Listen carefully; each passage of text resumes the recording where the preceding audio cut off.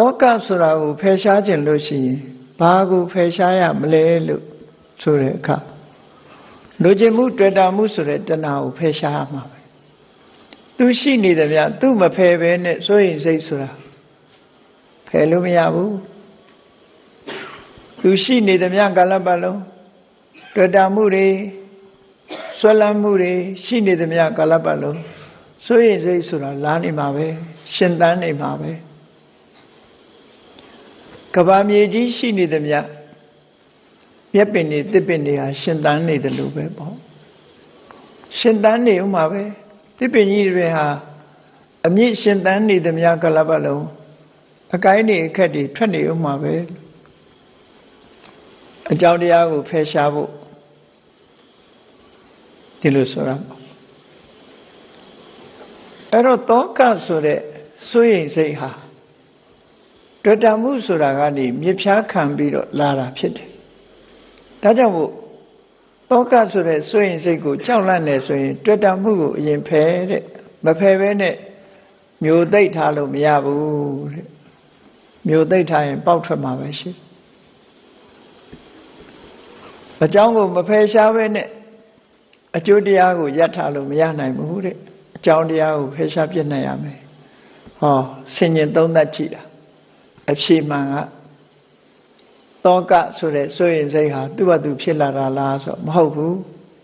တွေ့တာမှုကိုအခြေခံပြီးတော့ဖြစ်လာတာစိုးရင်မှုဟုတ်တယ်လေလောကမှာ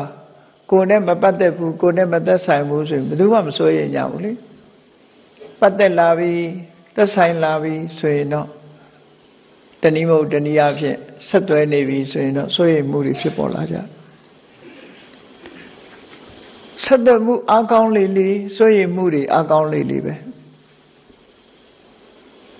အဲ့တော့အဲ့ဒီဆက်သွယ်မှုတွေ့တာမှုလူကျင်မှုဆိုတဲ့တဏှာရာဂတွေကိုဖယ်ရှားပြစ်ရဒါဖြင့်စိုးရိမ်စိတ်ဆိုတာတော့ဘာလဲလို့မေးမယ်တောကဆိုတာကြတော့အဘိဓမ္မာသဘောအရစိတ်แท้ဖြစ်တဲ့အရာဟာဘယ်ဟာလဲလို့ဆိုဒေါသနဲ့ရှင်တွဲပြီးတော့ဖြစ်တဲ့ကြေကွဲတဲ့ခံစားမှုဒေါမနတဝေဒနာကိုတောကလို့ခေါ်တာပဲစိတ်ထဲနှလုံးထဲမှာဝမ်းနဲ့ကြေကွဲမှုဆိုတာဒေါသနဲ့ရှင်တွဲလာတာအဲ့တော့ဒေါသမရှိပဲဝမ်းနဲ့ကြေကွဲမှုဆိုတာလည်းမဖြစ်နိုင်လူတွေမှာခံပြင်းဒေါသဆိုတာမခံနိုင်ဘူးကိုပိုင်ဆိုင်တဲ့အရာတခုပျက်စီးသွားတာမခံနိုင်ဘူးဟော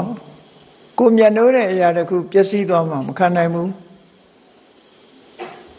ကို့မှာတစုံတစ်ခုမဖြစ်ချင်တာတွေဖြစ်လာမှာကိုခံနိုင်ရည်မရှိဘူးအဲ့ဒီခံနိုင်ရည်မရှိဘူးဖြစ်လာမှာကိုမုန်းတီးတယ်ဆိုတဲ့ဒေါသအဲ့ဒီဒေါသကိုအခြေခံပြီးတော့နော်ပြောကြတာလူတွေကတော့